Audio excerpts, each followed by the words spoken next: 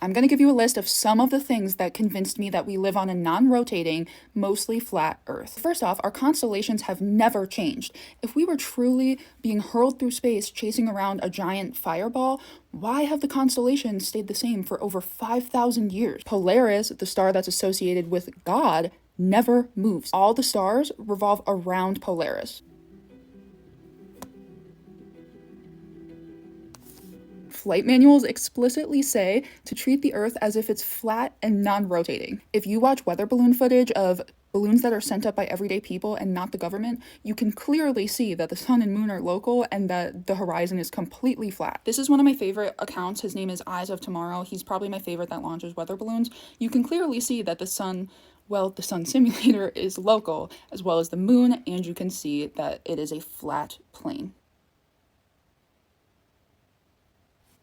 They tell us that we can't see beyond the horizon because the Earth is curving, but people disprove that every day with the P1000s. You could find tons of footage of people just holding their cameras at the horizon and zooming in, and it all comes back into focus. There's no curve. Next, we have Operation Paperclip. Operation Paperclip was when the US brought over German scientists to create NASA. The founder of NASA was named Wernher von Braun. This is his tombstone. He quoted Psalms 19:1. Psalms 19:1 says, "The heavens declare the glory of God, and the firmament showeth his handiwork." A firmament can only exist on a flat earth. There's also tons of references throughout the Bible, like the four corners of the earth. The fact that in Isaiah, he knew the difference between a circle and a ball. Whenever he was referring to the earth, he said the circle of the earth, but he knew that a ball was different, that it was a sphere. And of course, the Book of Enoch is basically like a flat earth handbook. And one of my favorite things was the Chinese weather balloon. This is the Chinese weather balloon. Take a good look at this part. This is an image of our satellite.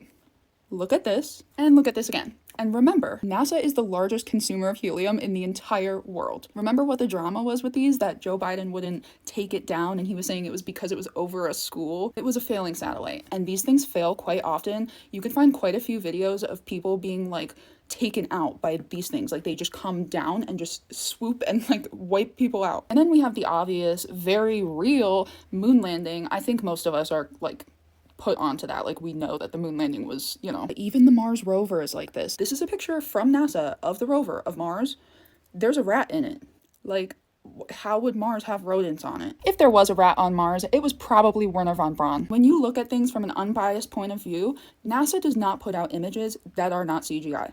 Does this look like a real image to you? Then we have the fact that every person or organization that contributed to the globe model was a Freemason, aka a Satanist. First we had Pythagoras, Freemason, Copernicus, Freemason, Galileo, Freemason. And we had the Jesuits. The Jesuits are the organization that's behind the Catholic Church, and also the Illuminati, the Freemasons, the Eastern Stars. They are the organization behind all secret societies. Then we had the Jesuit-run Catholic Church adopt the theory of evolution and the Big Bang Theory and start pushing the globe theory. Then we had Isaac Newton, who was a Freemason. Then we had Albert Einstein, who was a Freemason. Then we had Nikola Tesla come along, who has no history of being a Freemason, but openly rejected Einstein and Isaac Newton's findings. He completely rejected the Big Bang Theory. He completely rejected the theory of relativity. He rejected gravity and believed that everything was about electromagnetism. The theory of gravity does not make sense.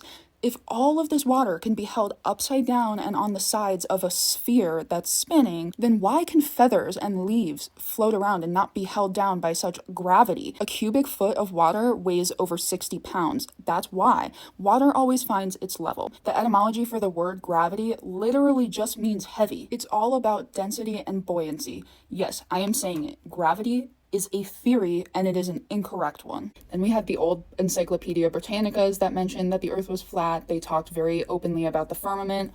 Old newspapers did this. Here's some footage of planets. This is Venus. Here we have Mars and Neptune. I personally believe that the planets are the 7 fallen angels.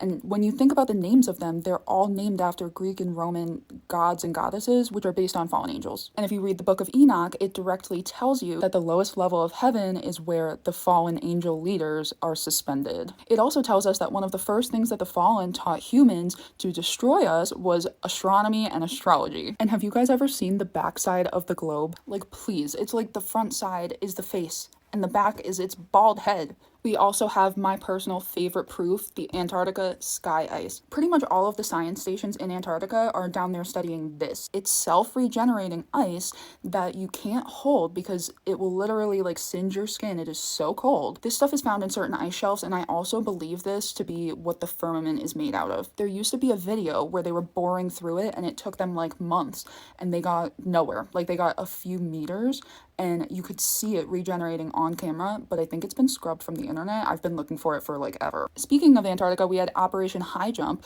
where they literally openly were saying that they were trying to get past the ice wall. Then we had Operation Fishbowl. Remember what a fishbowl looks like, where the US government was trying to launch missiles into the firmament. The firmament also explains a ton of weather phenomena like rainbows, sundogs, a whole bunch of them. There is so much more information that proves that the earth is semi-flat and does follow what the Bible says.